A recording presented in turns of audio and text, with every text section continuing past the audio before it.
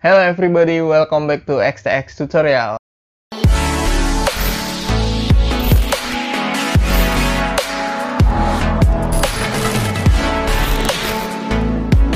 Di video kali ini aku mau kenalin apa sih fungsi dari mix yang ada di tools color di dalam Adobe Lightroom Mobile.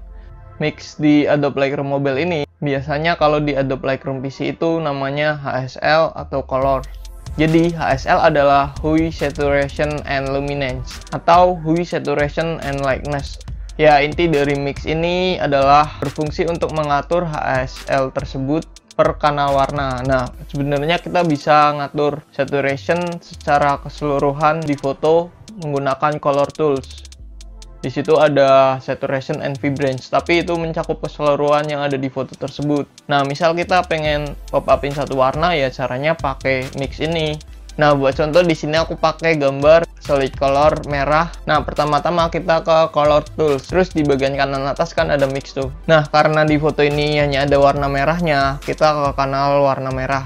Nah, saat kita menurunkan hue-nya, maka color tone dari gambar ini akan berubah.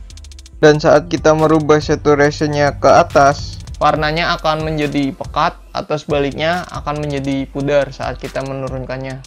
Nah, sedangkan luminance di sini berfungsi seperti brightness lah. Saat kita menaikkan luminance-nya, warnanya akan menjadi terang, sedangkan saat kita menurunkan luminance-nya, warnanya akan menjadi gelap. Nah, sekarang kita coba di foto yang banyak warnanya. Nah, langsung aja kita ke color tools. Terus kita ke mix. Nah, di sini itu kan ada berapa tuh? 1 2 8 kanal warna. Nah, misal di foto ini aku mau ngubah warna hijau sama warna biru. Nah, warna daunnya aku ubah jadi ke kuning-kuningan. Caranya warna hijaunya, hue-nya aku turunin sampai mentok, terus kita ke warna kuning dan hue-nya kita turunin juga sampai mentok. Terus kita tambahin saturation dan ubah luminance-nya. Nah, terus warna langitnya kan biru tuh. Nah, buat ngubahnya aku turunin hue-nya, terus mainin sama saturation sama luminance-nya deh. Nah, misal kamu pengen di foto itu cuman ada satu warna, yang lainnya hitam putih, juga bisa pakai tools ini.